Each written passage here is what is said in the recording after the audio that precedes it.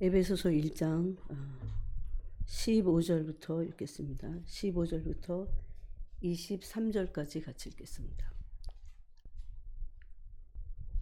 에베소서 1장 15절부터 23절까지 같이 한 목소리로 합독하도록 하겠습니다. 이로 말미암아 주 예수 안에서 너희 믿음과 모든 성도를 향한 사랑을 나도 듣고 내가 기도할 때에 기억하며 너희로 말미암아 감사하기를 그치지 아니하고 우리 주 예수 그리스도의 하나님 영광의 아버지께서 지혜와 계시의 영을 너희에게 주사 하나님을 알게 하시고 너희 마음의 눈을 밝히사 그의 부르심의 소망이 무엇이며 성도 안에서 그 기업의 영광이 풍성함이 무엇이며 그의 힘의 위력으로 역사하심을 따라 믿는 우리에게 베푸신 능력이 지극히 크심이 어떠한 것을 너희로 알게 하시기를 구하노라.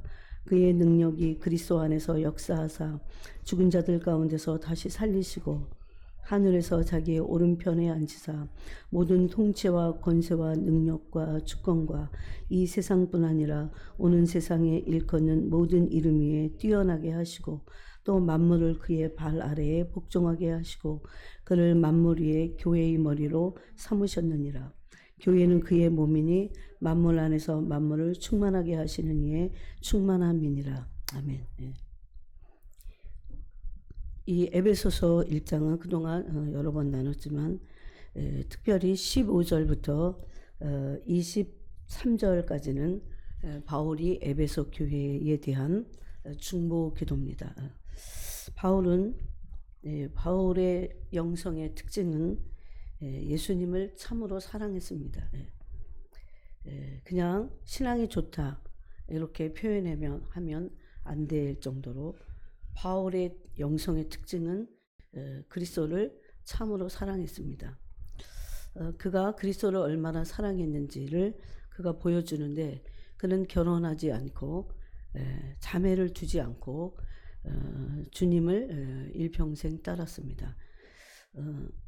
그 다메섹 도상에서 예수님을 참 만난 이후에 예수님과 사랑에 빠졌습니다. 또 예수님과 사랑에 빠진 것만큼 그는 고난의 길을 갔습니다. 그래서 바울의 영성의 특징은 예수님을 사랑한 것입니다. 사랑함으로 고난을 이겨내는 그 부르심은 심지어 예수님이 얼마나 그를 사랑했는지 육체에 그가 자고할까봐 사탄의 가시를 주셨습니다. 그래서 그는 몸까지도 때로 연약했던 것을 우리가 고린도 후서에서 알 수 있습니다. 그런 면에서 바울은 주님께 요청했지만 주님이 몸이 아픈 것이 은혜라고 그랬어요. 여러분 생각해 보세요. 몸이 아픈 것을 하나님의 내 은혜가 내게 족하다 그랬습니다. 그래서 바울은 그것을 기뻐했다 이렇게 말하고 있습니다. 그것은 그냥 사람이 그런 게 아니고 하나님과의 관계에서 참으로 그리스도를 사랑했다는 겁니다. 오늘날 마귀가 참 잘하는 게 뭔지 아세요? 우리의 신앙생활을 기능적으로 만들어버리는 거. 정말 믿음은 기능이 아니에요. 믿습니다. 그런 게 아니에요. 속과 사람이 없을 때 혼자 있을 때 속으로는 진짜 그분을 따르지 않고 믿지 않으면서 믿습니다 하는 것은 그런 것을 주님을 믿음으로 간주하지 않습니다. 그래서 히브리서 10장 22절에는 그 양심을 물로 예수의 피로 씻어서 더러운 양심이 깨끗한 양심이 됐을 때 이제 무엇을 시작하는 거냐면 그 주님이 어떤 분이신지를 알아가는데 그때 주님을 진실로 믿고 또 믿음 안에서 사랑하게 될 때까지 사랑하게 될 때 그 마음이 참마음이 된다고 했습니다. 참마음이 온전한 믿음을 만들어내는 것입니다. 마음은 없는데 기능만 있는 주님은 그것을 왜 약해지는 줄 아세요? 믿음이 왜 약해지냐? 왜 마음이 약해지냐? 더우니까, 시간이 없으니까. 다 핑계입니다. 이러니까 저러니까. 정말 그것은 마음의 문제입니다. 그래서 바울은 몸이 아픈 것도 하나님의 은혜인 것을 알고 더 이상 구하지 않았고, 그리고 주님의 은혜를 누렸습니다. 그것을. 거기다가 주님을 원망하거나 또 불평하거나 그런 흔적을 찾아볼 수 없습니다. 그것은 바울이 위대해서가 아니에요. 바울이 주님의 사랑을 온전히 받을 줄 알았고 또 주님을 반응하여 사랑했기 때문입니다. 사랑이 없는 믿음은 거짓된 것입니다. 그래서 마음은 없는데 자기를 위해서 마치 지옥 갈까봐 믿어야 되는 당위성이 없는 건 아닙니다. 그렇지만 그런 식의 믿음은 오래 가지 못합니다. 깊어지지 못한다는 겁니다. 우리의 믿음이 온전한 믿음이 되려면 참마음이 그러므로 필요합니다. 참마음은 그리스도를 향한 진실된 마음이고 그 믿음이 진실되기를 원하고 그리고 온 삶을 그분에게 맡기는 것입니다. 그래서 믿음 안에는 단순히 믿는 것만이 아니고 맡기고 그리고 그분을 찾는 것입니다. 단순히 그 믿음만이 아니고 맡기고 충성하는 것이라고 했습니다. 바울은 이런 삶을 살았습니다. 그 다음에 두 번째 바울의 영성의 특징은 첫 번째 뭐라고요? 하나님을 사랑함으로 온전한 믿음을 가지고 있었습니다. 늘 그분하고 교제했다는 거죠. 주님과의 교제 없이 믿음이 좋아질 리가 전혀 없습니다. 그럴 수 없어요. 그거는 가짜고 거짓된 것입니다. 기도도 관계입니다. 그래서 그 다음에 두 번째는 바울의 영성의 두 번째는 중보자였다는 겁니다. 오늘도 이 에베소 교회를 위해서 그래서 그리스도를 사랑하지 않는 사람들이 온전한 믿음을 가질 수 없고 그런 온전한 믿음, 참마음과 온전한 믿음이 없는 사람들이 중보자가 될 수 없습니다. 우리는 모든 믿는 사람들은 나라와 제사장이 된 것입니다.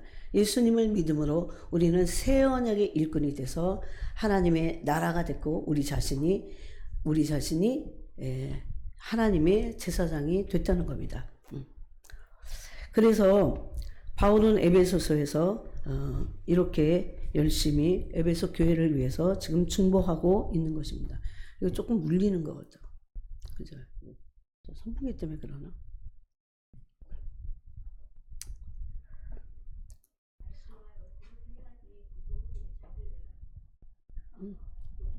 아니면 이거는 조금 내려야 돼. 우리 듣는 건 괜찮은데 나가면 그게 바로 오늘 바울의 중보기도입니다. 바울의 중보기도의 특징은 중보기도는 이렇게 하는 거다라는 것을 보여주고 있습니다. 구약에서 중보자의 대가는 모세입니다. 요즘 여러분 출애굽기를 묵상하고 있습니까? 모세는 너무나 위대한 하나님의 사람인데 너무나 위대한 하나님의 사람이라는 것은 위대하다는 것은 하나님의 마음을 안 것입니다. 사람들은 위대하다 그러면 큰 일을 하고 위대하다 그러면 뭔가 하여튼 남이 못하는 어떤 일의 결과를 열매를 맺어야 그렇게 생각합니다. 그런데 물론 그 열매도 맺히는 것이 있습니다. 그런데 바울의 위대함과 모세의 위대함은 중보자로서 그가 하나님의 마음을 알았다는 겁니다.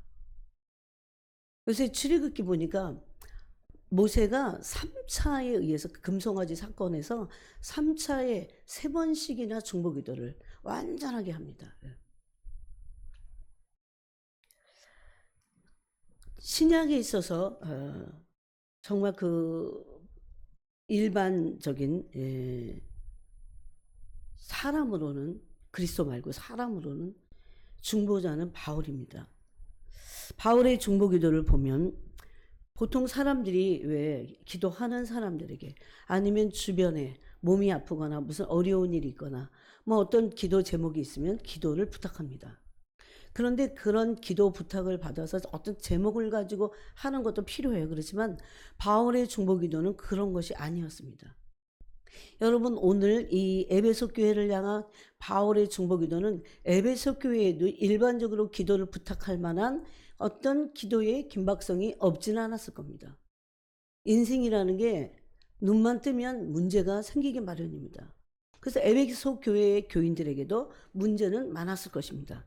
그런데 바울은 에베소서 1장에서도 그렇고 에베소서 3장에서도 그렇고 두 번에 걸쳐서 중보기도를 하고 있는데 바울의 중보기도의 내용은 우리가 오늘날도 계속 지속적으로 해야 될 기도의 내용입니다. 나를 위하여 남을 위한 그런 중보의 내용입니다.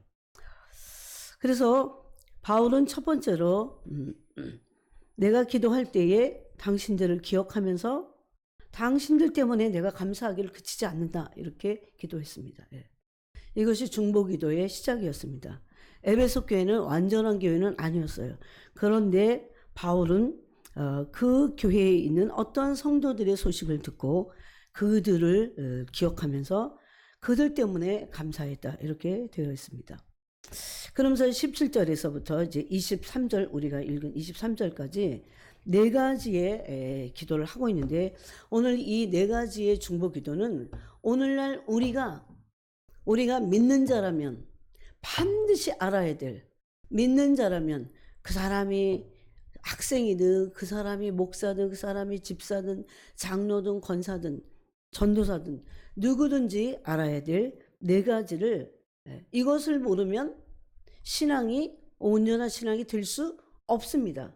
그래서 바울은 자기가 예수님을 따르면서 알게 된, 실제적으로 경험하게 된 이 신앙의 네 가지를 반드시 알기를 지금 구하고 있습니다. 첫 번째가 우리가 그동안도 나눴지만 첫 번째가 하나님을 알아야 된다고 합니다. 그죠?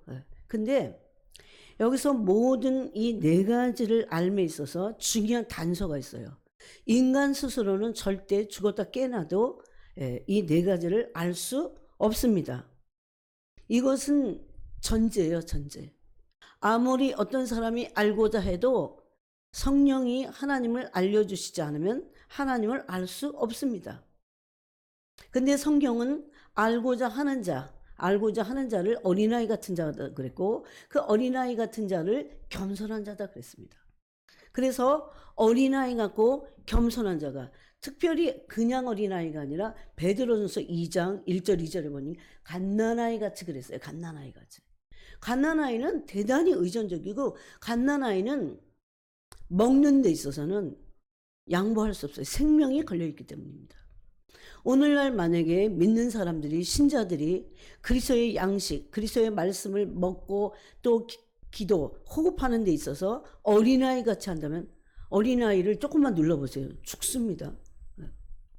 그런 부분에 있어서 어린아이는 대단히 의존적입니다. 대단히 의존적이에요. 그래서 어린아이 같이 돼야 되고 겸손해야 성령이 그 사람을 가르쳐 주신다고 했습니다. 하나님을 첫 번째는 알려주십니다.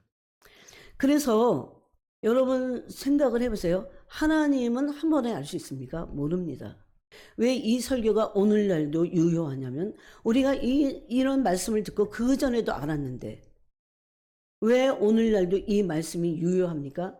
우리는 계속해서 하나님의 나라를 이룰 때까지 계속해서 하나님을 알아가야 되기 때문입니다. 이것은 단번에 이례적인 것이 아니고 계속해서 나의 일평생에서 10대는 10대대로 10대만큼의 하나님을 알아야 될 분량이 있습니다. 그래서 이런 것을 하지 않을 때 나이가 들어갖고 하나님을 알려면요 쓸데없는 것을 너무 많이 알아갖고 어린아이 같이 되지 않습니다. 주일학교 때부터 하나님을 알았다면 어떨까요? 얼마나 좋을까요? 여러분 다 커서 하나님을 알으라고 해도 관심이 없고 세상에 다 들어가고 그리고 하나님을 아예 모르니까 찾지도 않는다는 겁니다. 하나님을 알아가는 것은 과정입니다. 하나님을 알아가는 것은 천국에서도 그분을 알아가게 될 겁니다. 하나님은 영원하시고 하나님은 사랑에 있어서 무한하신 분이십니다. 하나님의 사랑의 다른 표현인 자비와 긍휼에 대해서 인자에 대해서 우리는 날마다 알아가야 됩니다. 오늘도 알아가고 내일도 알아가고 하나님이 알아간다는 거 뭡니까? 그분에 대해서 관심이 있다는 겁니다. 그분에 대해서 마음이 있어야 그것을 알게 되어 있습니다. 하나님에 대한 관심이 없네. 하나님을 알 리 없습니다. 하나님을 알고자 하지 않습니다. 좋아요. 하나님에 대해서 어떨 때 답답한 마음이 있고 궁금증이 있고 모르니까, 또 어떨 때는 원망이 있을 수도 있어요. 그런데 그것과 동시에 그렇다면 하나님은 어떤 분이신가, 내 인생에 있어서 하나님을 알고자 하는 것은 너무나 중요하다는 겁니다. 10대는 10대만큼, 20대는 20대만큼, 여기 20대들 있잖아요. 20대는 20대만큼 하나님을 알아야 돼요. 내가 나중에 알겠다. 내가 나중에 알지, 주님이 나를 알려주실지 어떻게 합니까? 나중에 알겠다는 거, 무관심, 그거 다 교만입니다. 자고하기 때문에 인생으로서 나를 창조하신 하나님을 알고자 하지 않는 것은 자고한 거예요. 교만한 거예요. 네? 이것을 하나님은 하나님의 알고자 하지 않는 자들을 향해서 게으르다고 심지어 말씀하고 있습니다. 영적으로 그들은 게으른 자들입니다. 자기 영혼을 위해서 경성하지 않는 자들입니다. 그들은 이 열매를 곧 먹게 될 겁니다. 하나님에 대해서 관심이 없고 하나님을 알고자, 이거는 지식이 아니기 때문에 하나님을 경험적으로 알 때 경험한 만큼 어떤 은혜가 오게 되어 있습니다, 여러분. 네. 여기서 바울이 지혜와 계시의 영을 주사, 너희에게 주사 하나님을 알게 하시고, 이것은 누가 알게 하십니까? 내가 알고 싶다고 해서 아는 게 아니라 하나님이 알려주셔야 알기 때문에 알게 하시라고 이렇게 중보기도를 하고 있습니다. 그런데 우리 인생은 하나님을 알기를 간절히 원해야 됩니다. 오늘 밤에도 원해야 되고 내일도 원해야 되고, 우리가 주님의 나라 그때까지 주님을 계속 알기를 원해야 됩니다. 하나님은 무한 광대하시고 너무나 높으시고 너무나 한이 없으신 분입니다. 우리가 하나님을, 여러분 생각해 보세요. 조금 알고 나서 하나님은 이래, 나한테 이랬어, 하나님은 이러셔, 이렇게 해서 하나님을 원망하거나 불평한다는 것은 굉장히 잘못된 것입니다. 그것은 우매한 일입니다. 그것은 아주 바보 같은 일입니다. 하나님을 그러므로 알고자 해야 됩니다. 하나님을 안 사람들은 은혜를 받게 되어 있습니다. 하나님은 당신을 알게 하심으로 은혜를 주십니다. 하나님을 아는 것은 지식이 아니기 때문에 하나님을 알게 되는 것은 경험하는 것입니다. 하나님을 경험할 때 어떤 인생이든지 하나님을 경험한 사람은 은혜를 받게 되어 있습니다. 그러므로 하나님을 알지 못하게 될 때, 하나님을 경험적으로 대면하지 못하게 될 때 우리는 은혜를 받을 수 없습니다. 그래서 바울은 에베소 교인들이 하나님을 알기를, 하나님을 알려주시는 분은 그런데 성령님이신 지혜와 계시의 영이십니다. 성령님은 누가 어떤 탁월한 교사보다도 지혜의 영이셔서 하나님을 누구보다도 잘 알려주십니다. 가르치십니다. 성령의 기름을 부으셔서 하나님이 어떤 분이신지를, 하나님이 얼마나 참되신지, 하나님이 얼마나 정직하신지, 하나님이 얼마나 진실되신지, 하나님이 얼마나 사랑이신지, 그거를 경험 못하니까 하나님은 사랑이 없다고 나한테 그러는 거예요, 여러분. 예? 하나님이 얼마나 오래 참으시는 분이신지, 예? 하나님의 자비가 얼마나 무궁하신지, 이걸 성령이 가르쳐 주는 거예요. 어린아이 같을 때. 그런데 하나님은 나를 사랑하지 않는다고, 하나님이 어떤 긍휼의 아버지신지를 성령님이 가르쳐 주시는 겁니다. 여러분, 정말 진실되이 내 마음이 정직하게 그 하나님을 알고자 할 때 그렇게 해본 적 있으세요? 진실되이. 이게 그냥 내 소원 정도가 아니에요. 이게 제가 해보니까 그게 아니고, 내 거듭난 영이 성령에 의해서, 성령이 하나님을 알기를 원하는 간절한 마음을 나한테 확 주셔야 돼. 이게 뭔지 아시겠어요? 내가 그냥 이렇게 설교를 듣고 좀 혼이 반응해갖고 하나님을 알아야겠어, 이런 거 말고 영이 임해버려야 돼요. 갈망의 영이, 갈급한 영이 임해버려야 돼요. 그래서 교회 문을 빠져나가서 자고 내일 아침 되면 뭐가 뭔지 하나도 모르는 거예요. 오늘 여러분이 기도하실 때 난 하나님을 알고자 하는 영을 내게 부어주시옵소서 그래야 돼요. 그래야 미친 듯이 주님을 찾습니다. 진짜 찾아요. 진짜. 진짜 찾는 거 아세요? 네? 여러분 우리가 아까도 찬양이 참 네? 하나님 아버지의 마음을 알아. 네? 내 마음이 그렇게 되기를 원한다는 거잖아요. 이게 영혼들을 향한 바울이 어떻게 이런 기도를 한 줄 아세요? 이게 바로 성령 하나님이 원하시는 거기 때문에. 제발 내가 가르칠 테니까 하나님을 간절히 알기를 원하라는 겁니다. 그래서 하나님을 알 때 여러분 하나님이 우리 한 사람 한 사람 나를 포함해서 모든 영혼들을 얼마나 사랑하시는지 알게 돼요. 정말 알게 돼요. 네? 왜 눈이 안 떠집니까?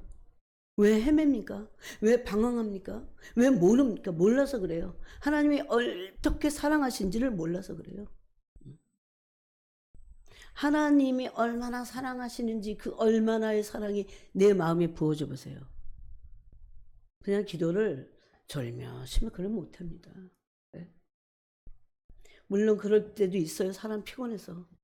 그냥 항상 그럴 수는 없어요. 네? 심령이 찢어지는 걸. 그만해야지. 내 인생 그래. 내 마음으로는 그만 울어야지. 여기 심령이 파고 들어가는 거예요. 막 기름이 부어지는 거다 거기에. 예? 얼마나 영혼들을 사랑하는. 그래서 우리가 그 마음을 하나님의 마음을 가지고 기도할 때 이게 하늘이 움직여지는 거예요. 절대입니다. 진실하게 하나님 아버지의 마음이 내게 와서 하나님을 그게 아는 거예요. 마음을 아는 게. 그래서 내가 자녀들을 위해서 기도하든 그게 남편을 위해서 기도하든 아내를 위해서 기도하든 그렇게 하지 않는 이상은 그냥 그날이 그날 같은 거예요. 찢어지는 하나님의 마음을 우리에게 부어달라고 몸부림쳐야 됩니다. 왜 그런지 아세요? 지금은 더욱 그래요. 지금은 영이 잠자기 딱 좋은 때야. 영들이 잠자기 딱 좋은 때예요. 깨어서 그래서 잠자기 쉽기 때문에 주님이 깨어서 기도하라 깨어서 기도하라 잠들지 말아라 그 소리잖아요. 영적으로 잠들지 말아라. 잠들기 쉬운 때니까. 여러분 지금은 중보기도가 누가복음 18장 같이 예? 과부가 불의한 재판관에게 기도할 가서 구하잖아요. 구하고 또 구하고 밤낮으로 와서 구하고 귀찮게 하니까 이제 들어줘야겠다. 계속 안 들어주면 나를 귀찮게 할 것이니까. 그런 비유를 통해서 예수님 뭐라고 하십니까? 인자가 올 때는 그런 믿음이 없다는 거예요. 얼마나 왜? 믿음이 다 잠들고 있기 때문에. 잠자는 믿음이고 마음이 참마음이 아니기 때문에 참믿음이 안 생기는 거예요. 온전한 믿음으로 안 가는 겁니다. 그냥 믿습니다 막 그래갖고 믿음이 생기는 게 아니라니까요. 그래서 믿음 안에는 맡기는 게 있어. 예? 절대 두려워하지 않아요. 막 이랬다 저랬다 안 그래 마음이. 왜 그래요? 마음이 참믿음 참마음이 되기 때문에. 참마음이 돼야 온전한 믿음이 된다는 겁니다. 네. 근데 인자가 올 때에 이런 참 마음을 가진 온전한 믿음을 가진 자를 찾기가 힘들다는 겁니다. 왜 그래요? 하나님을 모르니까. 인생의 마음은 다 비슷해. 그거를 기질상 표현 안 하는 사람이 있고 자주 표현하는 사람이 있을 뿐일 거예요. 인생은 다 불안하고 조급하고. 그래서 아브라함 보세요. 믿음의 조상인 아브라함. 불안하고 두렵고 불안하니까 어떻게 합니까? 조급해갖고 이스마엘 낳고 예? 인간적인 방법을 취해서 우상 숭배자가 됩니다. 언약을 깨트려버리고. 네. 하나님께 내 마음을 고침을 받고 하나님의 마음이 나한테 와야 하나님을 아는 거예요. 그래야 내가 참 마음이 됩니다. 그래야 참 믿음이 온전한 믿음이 되는 겁니다. 여러분 누가 둘째 불못에 던져지나요? 두려워하는 자들과 믿지 않는 자들. 교회 다녀도 믿지 않는 사람들 많습니다. 예? 정말 그거 하나 가지고 예? 하나 가지고 한 달이고 두 달이고 계속 파고들어서 내 영혼을 위한 건데 왜 내 영혼을 위한 각성 예? 경각심을 가지고 기도해야 돼요. 직장 잘리고 그러면 막 사람들 아우성이잖아. 예? 돈 없으면 아우성이잖아요. 근데 왜 내가 성경에 뭐라고 그랬어요? 둘째 불못을 누가 던져집니까? 두려워하는 자들. 여전히 두려움인데 그거 문제 해결 안 하잖아요. 두려워하는 자들과 믿지 않는 자들이 예, 점술가들과 똑같아. 거짓말하는 자들도 똑같아요. 둘째 불못에 던져진 자들입니다. 그거 가지고 해결을 보려고 주님을 알고자 하지 않아요. 그저 눈에 보이는 것만 따라다니는 거죠. 예? 심지어 바울은 고린도 후서에서 뭐라고 했습니까? 예? 환난에 가벼운 것이 경한 것이 영광에 크고 영원한 영광에 중한 것에 예? 비교할 수 없다고 합니다. 하나님의 실체를 한 번도 맛보지 못해서 그러는 거예요. 그래서 바울이 지혜와 계시의 영을 주사 하나님을 알게 해달라고. 하나님을 알아야 신앙생활 하죠. 안 본 만큼 믿게 돼 있어요. 믿은 것만큼 순종하게 돼 있어요. 그래서 우리 마음에 믿음이 없고 우리 마음에 두려움이 있다면 그건 믿지 않는 거예요. 하나님을 모르는 거예요. 그거 회개하고 하나님 원망할 게 아니라 회개해야지. 회개하고 하나님께 진짜 산에라도 가서 울부짖어야 돼. 나 이 문제 해결해 주세요. 주님. 그렇게 하고.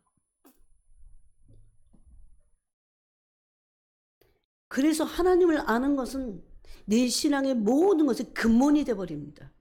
너무 중요해요. 하나님 아는 거. 어떻게 해야 안다고요? 어린아이 같이. 젖먹이 어린아이 같이 젖을 사모하는 거예요. 그만큼 하나님을 구하는 거예요. 젖먹이 아기가 여러분 젖먹이들 젖먹이 해봤어요? 딱 시간 됐고 배고프죠? 기저귀 채워주고 안아주고 업어주고 아무리 달려도 정말 웁니다. 정말 옛날에 현이 그렇게 울었어요. 그렇게 울 수가 없어. 아주 악을 쓰면서 울고 거기 넘어가 이러면서 울어. 남자애니까. 그래갖고 내가 막 미리 타놨잖아 미리. 그래서 나중에 그 생각을 자꾸 하는 거예요. 왜 베드로전서 2장을 읽다가 갓난아이 같이 신령한 젖을 사모하라. 그렇게 사모해 보셨어요? 그렇게 사모해야 돼요. 그래야 그 귀하신 분을 알게 되는 거예요. 그냥 적당히 해가면서. 그래서 천국은 침노를 당하고 침노하는 자가 그리로 들어가는 거예요. 막 그 영광의 세계로. 그래서 많지 않아요. 사실. 저는 제가 옛날에 보니까요. 칼국수집을 어떤 분이 냈어. 어떤 사장님이. 세상에. 자기 칼국수가 맛있는데 누가 알아서 팔아주냐고. 와서 내 칼국수는 엄청 맛있어. 그러니까 누구든지 다 사 먹을 거야. 그건 정신병자야. 세상에 새벽부터 그 칼국수 팔겠다고. 거래처를 확보하기 위해서. 얼마나 뛰어다니고. 나중에는 칼국수 하나 가지고 그 사람이 어마어마하게 돈을 벌었어요. 제가 그것을 이렇게 미담을 들으면서 칼국수 하나 팔아갖고 먹고 살려고 해도 저러는데 하나님을 알고자 하는데 양심이 없구나 우리가. 양심이 없구나. 여러분 여기가 이렇게 저녁에 저 기도 끝나고 이제 여기서 대충 밥 먹고 이렇게 집에 갈 때 보면요 불이 다 켜 있어. 부동산에도 불 켜 있고 막. 주님 저는 이제 퇴근하는군요. 감사합니다. 가서 좀 쉬고. 나는 감사해요, 진짜. 뭐 어떤 때 8시, 9시까지도 부동산에 불 켜 있어요.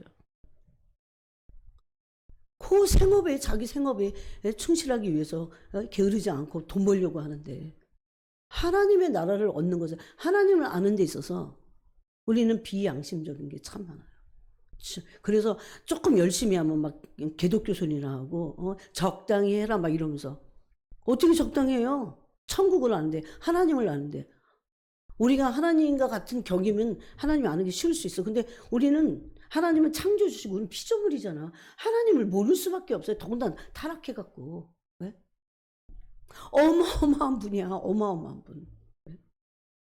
그래서 세례 요한이 그렇게 어릴 때 어린 아이가 어디 있어요? 빈들에서 그렇게 연단하신 거예요. 사람이 그냥 적당히 해갖고 되는 게 아니에요. 마음을 먹고. 근데 은혜를 어마어마한 게 부어주시잖아요. 이 마지막 때. 예. 하나님을 알고자 해야 돼요. 하나님을 모르면 신앙생활은 가짜입니다. 거짓으로 하는 거예요. 어떻게 모르는 분을 어떻게 믿어? 하나님은 모르는데 그냥 믿어라 무조건. 그런 분이 아니십니다. 그래서 여호와를 알라, 힘써 여호와를 알라 그랬어요. 하나님이 어떤 분이신지 알기를 간절히 원하고. 나중에 이제 하나님 알아가면서 어떻게 해요? 성령이 막 기름 부어서 알려주실 때 하나님을 먹는 것 같아 막. 예? 내 영혼의 생수고 내 영혼의 양식이고 그러잖아요. 먹어보셨어요? 마셔보셨어요? 그래야지. 그게 그냥 단순히 신비체험이 아니에요. 응? 그래서 첫 번째 하나님을 계속적으로 주님의 나라가 임할 때까지, 주님의 나를 데리러 오실 그때까지 우리가 그분을 알기를 간절히 원해야 돼요. 간절히. 하나님을 모르면서 인생이 1000분의 1이나 할까? 모르면서 자꾸 모르는 거 가지고 얘기하면 안 돼요. 그래서 모르면서 무지도 죄야. 모르면서 또 하나님이 어쩌니 저쩌니 원망하고 불평하고 막 그러잖아요. 그건 더 큰 죄야. 네? 무서운 죄입니다.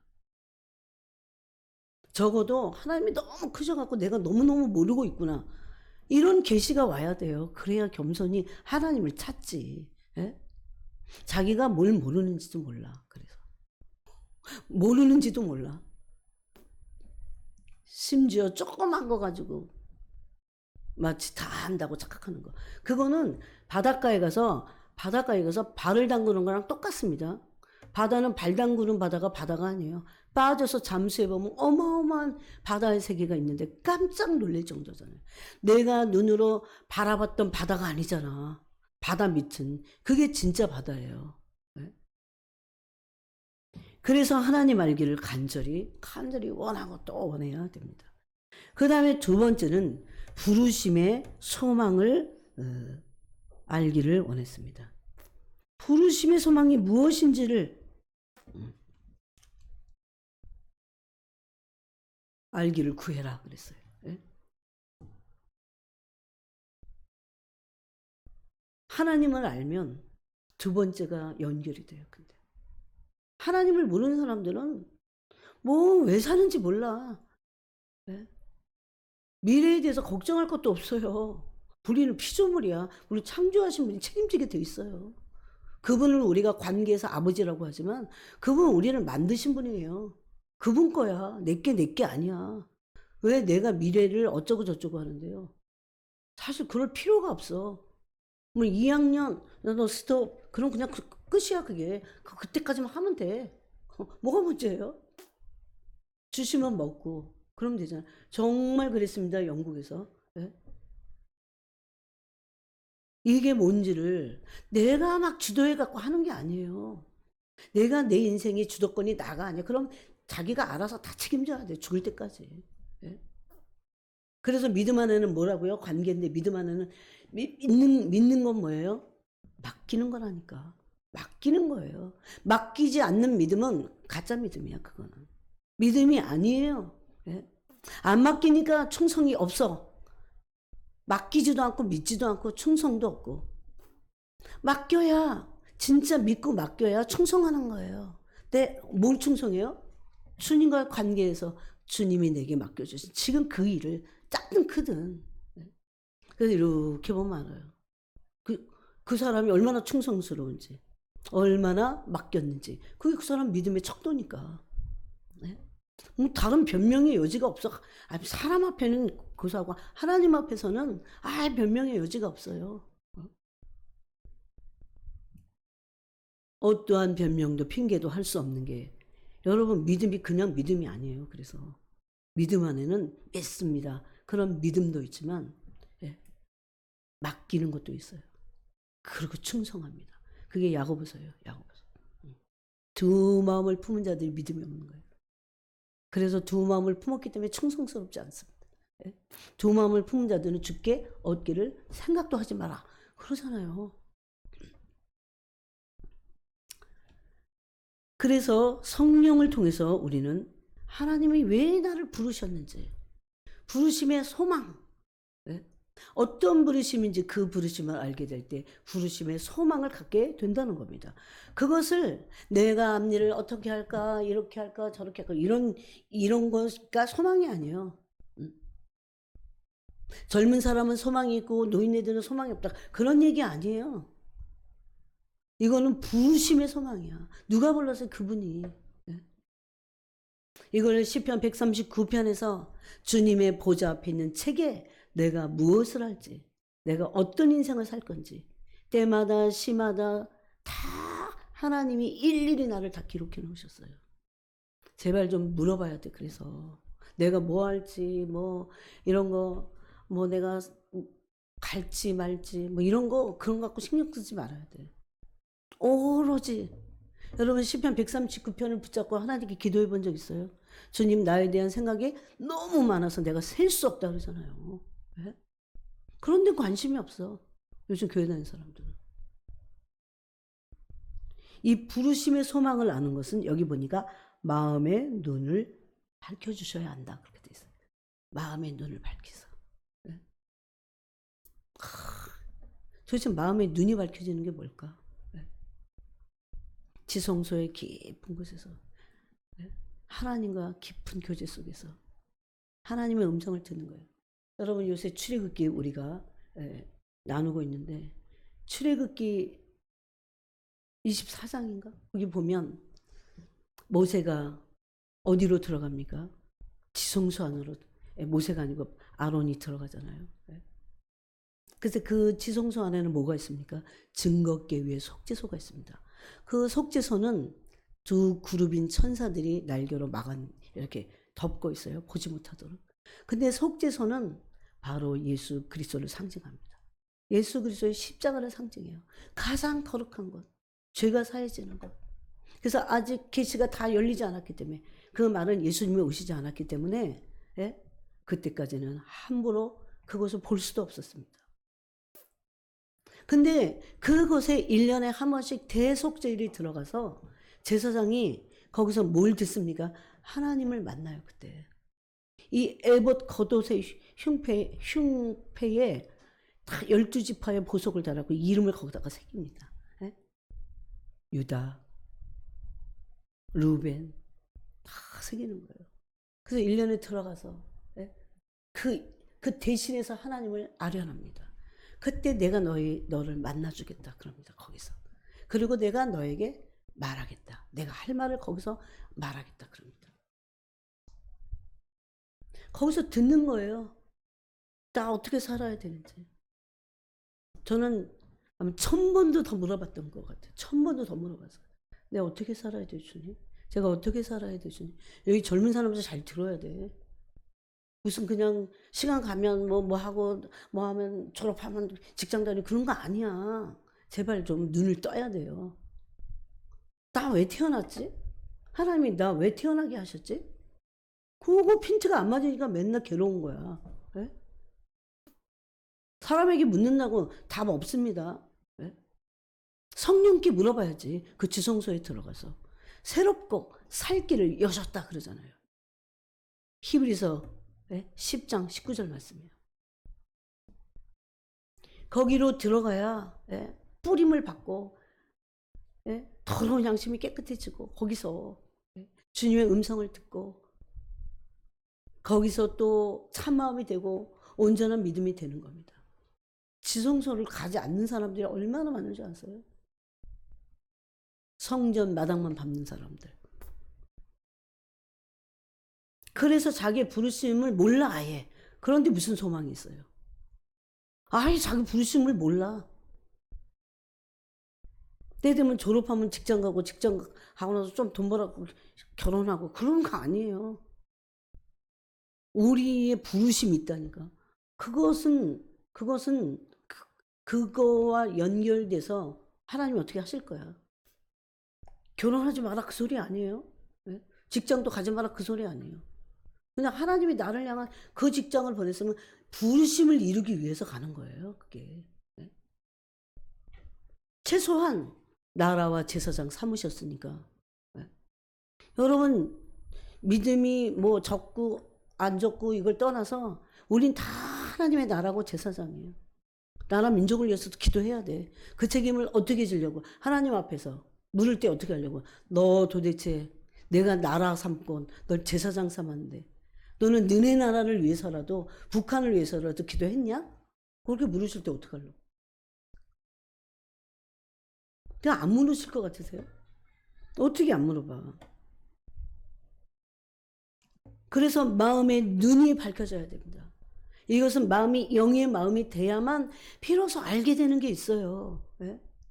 그래서 탐욕과 이기심으로 이 혼의 마음이 꽉 덕지덕지. 그래서 거기 그 눈이 이 잔뜩 뭐가 껴있는 것 같은 안 보여. 그래서 이 부르심이 안 보여요. 그래서 밝히사 그랬어. 이 마음의 눈을 밝힌다는 것은 마음이 영의 사람이 되는, 영의 마음이 되는 거예요. 그래야 성령이 그 영의 마음에 가르쳐 주신 거를 알 수 있다는 겁니다. 네. 부르심의 소망을 네? 어떻게 알 수 있을까요, 여러분? 물으셔야 돼요. 그래서 모르면 하나님께 물어봐야 돼요. 나는 왜 태어나서 살고 있는지, 나는 왜 금방 안 죽는지. 벌써 죽은 사람들도 있잖아요. 재수 좋아서 살고 있는 거예요? 왜 나는 살고 있는지 정말 많이 물어봤어요. 주님, 왜 저는 예수 믿고 바로 죽을 수도 있는데 왜 저는 살고 있습니까? 어제도 죽을 수 있었는데 오늘도 왜 주님이 오늘 아침에 저를 살려주셨습니까? TV 조시아 목사님 보니까 심장마비로 59인데 아직 창창해. 그냥 갔어. 그럴 때마다 물어요. 주님, 왜 저는 아침에 삽니까?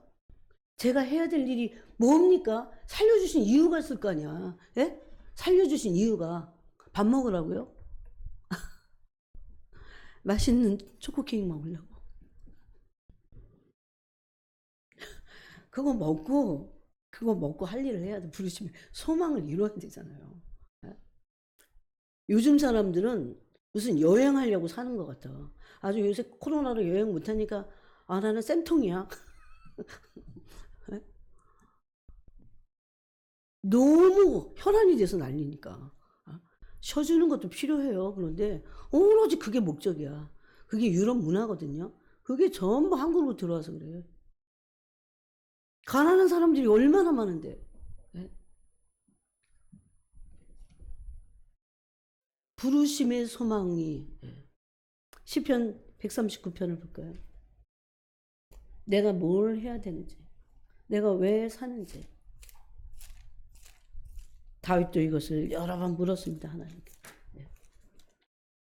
지금이라도 우리가 나이가 들었어도 지금이라도 물어봐야 됩니다. 네? 거기 앞에서부터 읽을 수 없어요. 시간이 없어서. 거기 보면 시편 139편에 주님이 나를 지으심이 신묘막측하고 내가 어머니 뱃속에서 채 수정됐을 때 그때부터 나를 아셨대. 옛날부터 나를 아신 거야. 나를 창조하신 이니까. 그런 분이 그냥 어쩌다가 그냥 너 태어났니? 이런 게 아니고 절대 그럴 일이 없어요. 그리고 요새는 무슨 윤회설 이상한 게 있어갖고 그런 게 없어요. 기독교 안에는. 여기 시편 139편에 이게 지금 다윗의 시인데 뭐라고 합니까? 주께서 13절에 내 내장을 지으시며. 왜 내장을 지으셨어요? 생명 주시려고. 나를 내장을 지었다는 건 나에게 뭘 주셨다는 거예요? 육체를 주셨다는 겁니다. 육체를 주신 이유가 뭐냐는 거예요. 육체의 생명을 주신 이유가 있다는 거예요. 여기서 왜 이 땅에 살아서 남아서 뭔가 나의 부르심이 있다는 겁니다. 그래서 나의 모태에서 나를 만드셨나이다 그래서. 내가 주께 감사함은, 여러분 하나님이 나를 지으신 것에 대해서 감사해 본 적 있어요? 내가 주께 감사함은, 내가 태어나든 죽든 살든 먹든 마시든 모든 것이, 모든 피부가, 모든 숨구멍이 하나님의 영과 하나님의 숨, 내시함 하잖아요 우리가. 하나님의 생명이 됐잖아요. 하나님의 생과 기를 받은 생명이 됐잖아요. 그래서 이 모든 것들이 하나님의 생명과 생명에 연결돼 있어야 돼. 그래서 여기 보니까 내가 은밀한 데서 지음을, 그래서 감사했어. 그게 자기를 지으신 하나님 감사했어요. 주께서 하시는 일이 기이함을 내 영혼이 잘 아나이다. 내가 은밀한 데서 지음을 받고 땅의 깊은 곳에서 기이하게 지음을 받은 때에 나의 형체가 주의 앞에 숨겨지지 못하였나이다.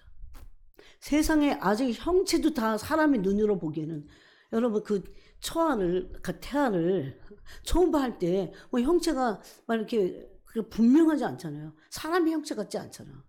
그때도 형질이 다 형성되기 전에도 나를 아셨다고요. 나를 아셨다고. 도대체 내가 나에 대해서 뭘 아는데, 내가 나를 어떻게 알아요? 저는 이거 읽다가 내가 나를 안다고 정말 말도 하지 말아야지. 까불지도 말아야지. 나를 모르는 거야. 내가 날 모르는데 내가 남을 어떻게 알아요? 네? 남이 어떻게 행동 보고 내가 어떻게 알아요? 그 사람의 말이 다가 아니야. 하나님은 바로 그런 분이에요. 누구 지적해갖고 어디 심판대 앞에 세우려고 하나님이 아신다 그런 게 아니에요. 이 아신다는 것은 국률이야. 하나님 알고 있다는 것 자체가 나한테 있어서 국률이야. 너무 잘 아시기 때문에 나를 책망하실 수 없는. 너무 내가 어떤 사람을 위해서 막 기도할 때 주님 그러죠. 내가 그를 너무 잘 알다. 내가 너무 잘한다. 그 말씀이 저한테 어떻게 들리는 줄 아세요? 너가 알고 있는 게 그가 다가 아니야. 내가 더 알고 있어. 나는 그래서 그를 긍휼히 여기고 있다. 까불지 말라는 거죠, 저한테.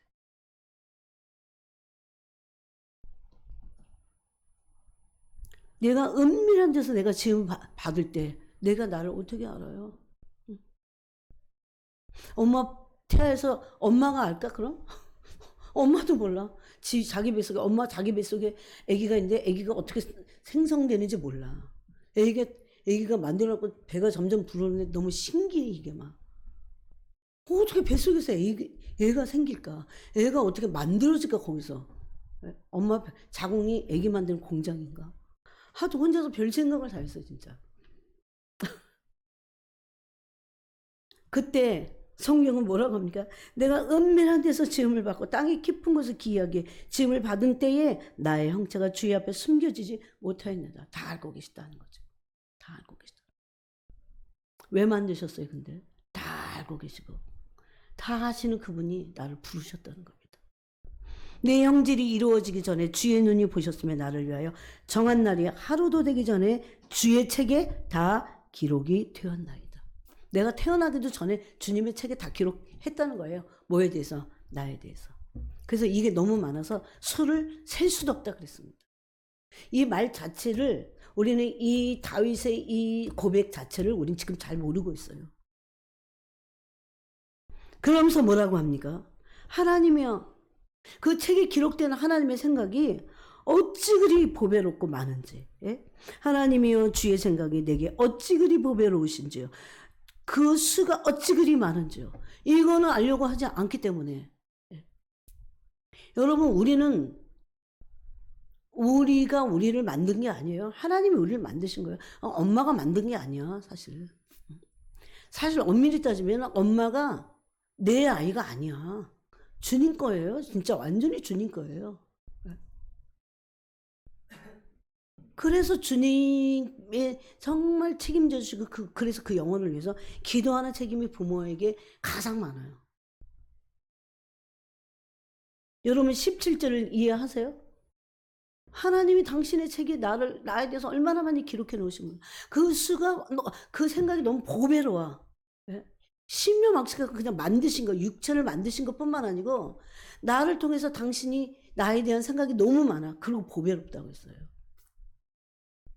주님은 어떤 보배로운 생각을 하고 계세요? 어떤 게 적혀 있어요? 이렇게 물어보신 적 있어요? 뭐가 무슨 걱정이야? 그분 책에 이미 다 기록돼 있어. 근데 그 부르심을 조금 더 이루지 못하고 가는 사람들도 엄청 많다는 겁니다. 자기 멋대로 사니까. 그래놓고 하나는 자꾸 원망하잖아요. 내 생각이, 나에 대한 생각이 너무 많고 나에 대한 생각이 보배롭다. 그게 바로 마음의 눈이 밝혀져야 그 부르심의 소망을 알게 된다는 겁니다. 그 다음에 세 번째 이거 놀랍습니다. 두 번째도 알아야 되는데 세 번째는 더 놀라워. 그 다음에 뭡니까? 18절에 너희 마음의 눈을 밝히사 부르심의 소망이 무엇이며, 그 다음에 세 번째는 뭡니까? 성도 안에서 그 기업의 영광의 풍성. 그래서 기업의 영광을 알았는데 그 영광이 얼마나 풍성한지를 알아라. 어떻게 해야 알아요? 마음의 눈이 밝혀져요. 이건 영광 얘기예요. 아니 어떻게 설명해 줄지 모르겠어요. 이런 거. 그동안 많이 했어 사실. 네. 영광은 하나님의 신성의 성품에서 나온다고 했습니다. 우리는 바로 그 신성의 성품을 영원히 알아가는 거죠. 그분을. 그죠? 네. 근데 거기서 하나님이 나를 아들 삼으셔서 아버지의 나라를 나에게 기업으로 주시고자 합니다. 그 기업은 너무 영광스러워. 그래서 영광의 기업이라고 써요. 그런데 이 에베소서 1장에 그런 말씀이 이 중보기도 말고 앞에 이미 말했어요. 그게 뭐냐면 6절에 이는 그가 사랑하시는 자 안에서 우리에게 거저주시는 바 그의 은혜. 예? 그 은혜인데 그것이 얼마나 영광스러운지 은혜의 영광 그랬어요. 근데 은혜의 영광을 우리가 이 땅에서도 어떻게 해요? 그것을 맛보고 나서 너무 놀라워서 하나님이 주시려고 하는 영광의 기업에 그 은혜의 영광을 어떻게 찬송하는 거예요. 슬퍼도 그건 하는 거야. 이 땅에서 잠깐 슬퍼요. 아까 그랬죠. 환난에 경한 것이. 예? 영광의 크고 영원한 영광의 중한 것을 예. 비교할 수 없어요. 그거는. 그래서 영광으로 돌파하는 거야. 환란도 영광을 가지고 돌파하는 거예요. 그냥 사람 막 어떤 그런 사람의 어떤 힘 가지고 하는 게 아니에요. 내 혼의 어떤 혼의 지구력, 혼의 무슨 막 의지력 이런 거 가지고 돌파 못 해요. 어떻게 돌파해? 자기가 죽지 그러면. 하나님의 영광으로 돌파하는 겁니다. 환란도 그렇게 돌파한다고 해서. 그런데 그것을 마음의 눈이 밝혀져야 바로 이 영광을 합니다. 근데 이것은 이 영광을 더 구체적으로 알려면 이 영광을 대면해야 돼요. 바로 그것이 고린도후서 3장에 있습니다. 종교적인 사람들, 마음에 수건이 덮인 사람들, 응어리가 있는 사람들, 쓴뿌리가 있는 사람들, 하나님의 사랑 받을 수 없다 그랬어요. 근데 하나님의 사랑을 응어리가 있는데도 받을 수 있는 지름길은 있어요. 믿음으로 나가는 거. 그래서 믿음으로 어떻게 해요? 그 예수 그리스도의 피를 힘입어서 담력을 얻어서 지성소까지 간다고 그랬잖아요. 네? 그러니 이게 놀라운 거야. 아무리 모든 좋은 조건이 다 있어도 안 믿으면 끝이야. 그래서 단 1도 그 사람은 하나님께 받을 게 없습니다. 믿음으로 받는 거예요. 그래서 왜 믿음으로 받는 줄 아세요? 예수님이 다 행하셨으니까. 네? 그래서 믿음을 의로 여기시는 겁니다. 믿음을 의로 여겨주시는 거예요. 그러니까 안 믿으면 의도 없어. 믿은 것을 뭘 믿어요? 예수 그리스도께서 내 죄를 대속하셨다는 거. 네? 대신 속하신 거야. 그리고 나를 지성소까지 들어올 수 있도록 모든 문을 다 열어놓으셔. 난 거기 들어가면 살아. 살 길이고 새로운 길이라고 그랬어요. 그래야 거기서 하나님의 영광을 대면하고 내가 얼마나 하나님의 나라의 그 영광의 기업을 받을 아들인지를 알게 되는 겁니다. 여러분 이 부르심의 소망 안에는 내가 무슨 사역을 할까 이런 것도 있지만 내가 아들로서 아버지의 나라를 그 상속받을 자라고 하는 그 부르심, 신부의 부르심 여러 가지가 있습니다. 이건 이제 나중에 좀 할 거긴 한데 이런 부르심을 아는 거예요. 나는 신부인데 나는 예수님의 친구로 또 부르심 받은 거예요. 나는 영광의 아버지의 나라를 상속받을 아들로서도 부르심을 받은 거예요. 이걸 어떻게 알아요? 내 속에서 성령이 증인이십니다. 증인. 네. 다 영의 얘기예요. 성령님의 얘기예요.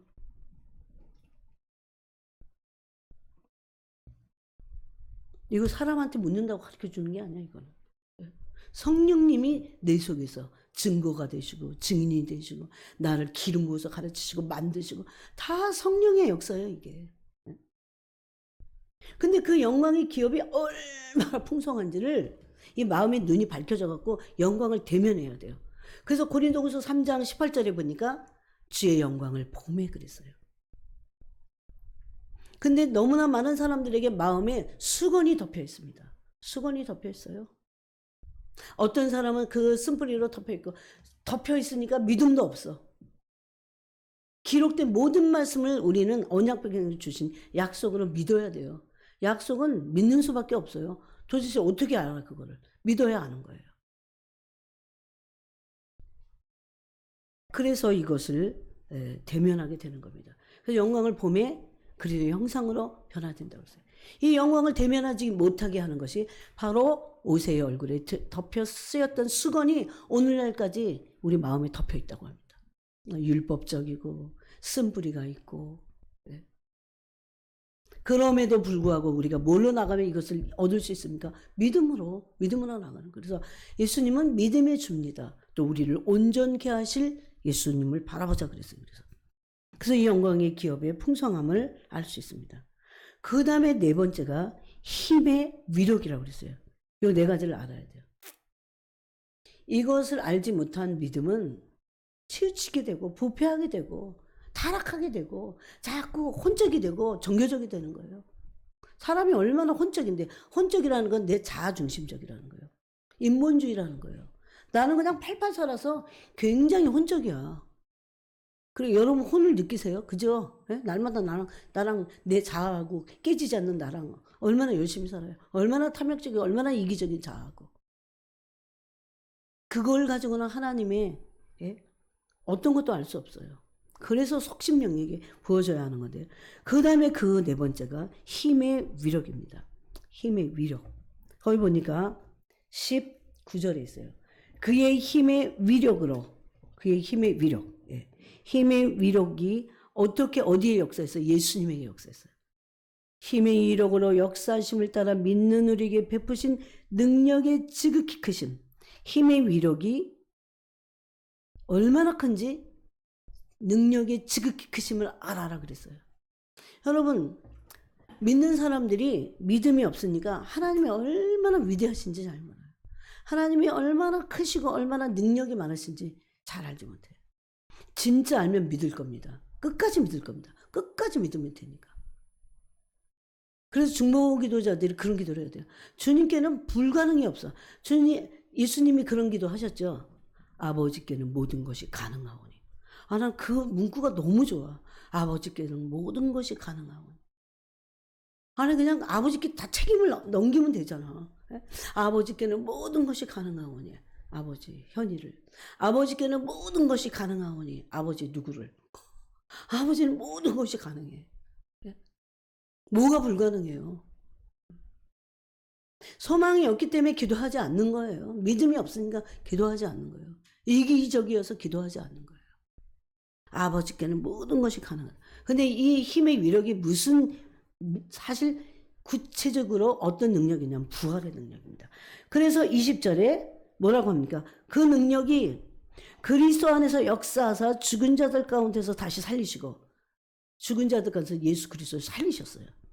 하늘에서 자기의 오른편에 앉히사, 이 부활의 능력을 말합니다. 그러니까 우리가 마음의 눈이 밝혀져야 힘의 위력, 엄청난 지극히 크신 능력, 힘의 위력인 부활의 능력을 알 수 있다는 겁니다. 여러분, 부활의 능력을 믿지 않는 사람들이 자기가 부활할까요? 그렇게 할 수 없어요. 부활의 능력은 비밀이에요, 비밀. 이건 그냥 어떤 기능이 아니야.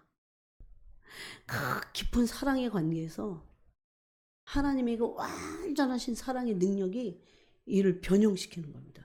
그래서 이 부활의 능력은 주님의 사실 성품 안에 있어요.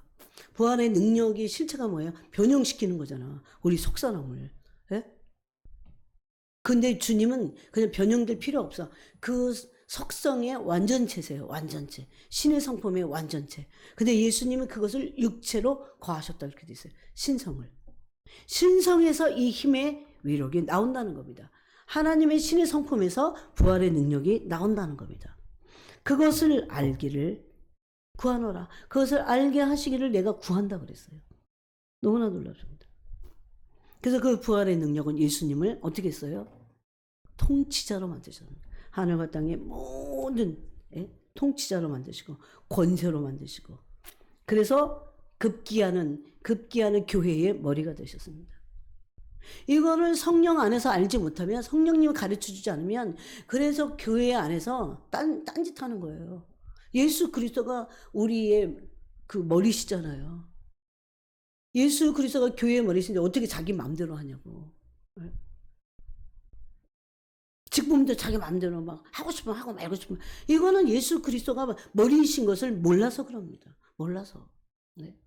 저 그럴 때마다 그런 분들을 위해서 진짜 중보기도해요. 주님, 몰라서 용서해 주세요. 용서해 주세요. 네. 바울은 하나님이 자기 부르심 때문에 어떻게 했다고 했습니까? 쇠사슬에 매인 것 같다 그랬어요. 네. 하고 싶으면 하고 말고 싶은 게 많은 게 교회 직분이 아니야. 왜 그렇게 아는지, 어쩌다가 그렇게 된지 모르겠어요. 교회의 머리가 그리스도라니까요. 그리스도는 온 땅에, 온 우주 만물의 주인이세요. 네? 주가 되셨어요. 주가. 임금이 되셨어요. 곧 그분의 발 앞에, 그분의 이름 앞에 다 고백할 겁니다. 자기가 한 일을 짓고 할 거예요. 내가 언제 내가 욕했고, 언제 내가 나쁜 짓 했고, 언제 내가 직분 맘대로 사용했고, 다 그거 다 짓고 하게 돼 있어요. 짓고. 이거 영으로 주님을 모르니까 이게 심각하지 않아서 그래. 사람들이 아예 심각성이 없어. 아예. 네? 회개조차 안 해요. 예수님이 교회의 머리가 되셨다는 것을 지식으로 아는 게 뭐가 중요합니까? 예수님이 교회의 머리가 되셨다는 것은, 머리 대신 그리스도께서 내게 직분을 맡기셨으면 충성되이 여기사 그랬잖아요. 그러면 충성은 어떻게 하는 거예요? 죽기까지 하는 거예요. 제 말입니까? 죽도록 충성하라. 생명의 멸류관 아무나 얻지 못합니다. 예? 교회의 머리 대신 그리스도께서 만물의 으뜸이 되신 그분이에요. 교회는 그래서 만물의 으뜸입니다. 왜? 그리스도가 교회의 머리시기 때문에. 이 교회를 몰라서 그래요. 교회는 비난의 대상이 될 수도 있어요. 핍박의 대상이 될 수도 있어요. 그럼에도 불구하고 교회는 세상에서 으뜸입니다. 교회의 왜 머리 대신 그리스도가 모든 만물에 부활하시고 나서 모든 능력을 하나님으로부터 다 받으셨어요. 이분이. 바로 그 말씀을 뒤에서 하시는 겁니다. 모든 통치와 권세와 능력과, 어디 계세요 지금? 하나님 보좌 우편에서 이걸 다 받으셨어요. 주권과 이 세상뿐 아니라 오는 세상에 일컫는 모든 이름 위에 뛰어난 이름. 아까 우리 찬양했죠? 오늘 찬양이 아주 뭐 알고 맞춘 것 같아, 나랑. 모든 이름 위에 뛰어난 이름. 예수는 주, 예수는 주.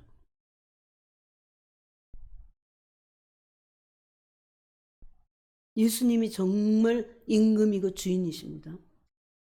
또 만물을 그의 발 아래에 복종하게 하시고 그를 만물 위에 교회의 머리로 삼으셨느니라.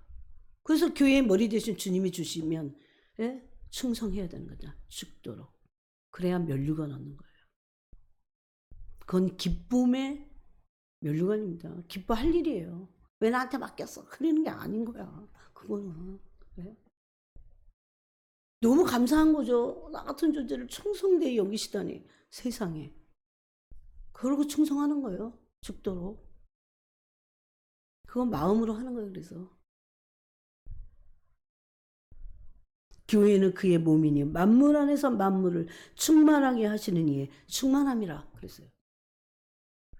그래서 이 부활의 능력이 예수님을 임금과 구주로 살리실 뿐만 아니라 그렇게 하신 거예요.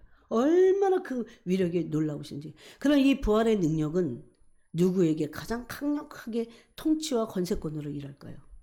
순종하는 자들에게. 그래서 직분에 순종할 때, 죽도록 충성할 때 그들이 받는 영광이, 그래서 어떻게 합니까? 나중에 1000년 동안 왕노릇합니다. 그리스도와 함께. 충성한 사람들. 우리를 나라와 제사장 삼으셨어요. 이거 다 진짜 비밀이 아닌데, 사실. 이게 계시가 다 열려 있어야 되는데. 여러분, 이 땅에서 살아본들, 이 땅에 뭐 그렇게 막, 즐거움이 어디 있어요? 잠깐이지, 다. 다 그리스도 안에서 하면 돼. 쉬는 것도 여행도 모든 것을 다. 예? 그리스도를 제쳐놓고 하려니까 이게 화가 되는 겁니다. 그래서 이 네 가지를 알게 될 때 어마어마한 예? 그런 영광이 찬송이 되는 거고, 그리고 이 네 가지를 알아야 신앙생활을 뭔지 알고 하는 겁니다. 그래야 하나님을 알아야 부르심의 소망, 부르심을 이룰 수 있어요. 예? 나중에 여러분 그 달란트 비해서 뭐라고 했습니까? 다 재능대로 하나님 맡기시는 거예요. 1달란트, 5달란트, 10달란트. 그런데 이 충성하지 않아. 그들이 어떻게 합니까? 그냥 상만 못 받아요. 이 악하고 게으른 종을 묶어서 저 바깥 어두운 데 던져버려라 그럽니다. 저는 그 말씀 제일 두려워요. 내가 죽더라도 그냥 최선을 다해서 충성도 고소하고 최선을 다해서 주님 앞에 그렇게 하다 가야지. 그런 마음이에요. 지옥 가보지 않았잖아요. 우리 아직. 죽어보지 않았잖아요. 그래갖고 예? 이 묶어갖고 던져버리면 어떻게 해. 그분이. 내가 5달러를 줬더니 땅에 묻었어. 예? 얼마나 두려운 말씀이에요. 여러분.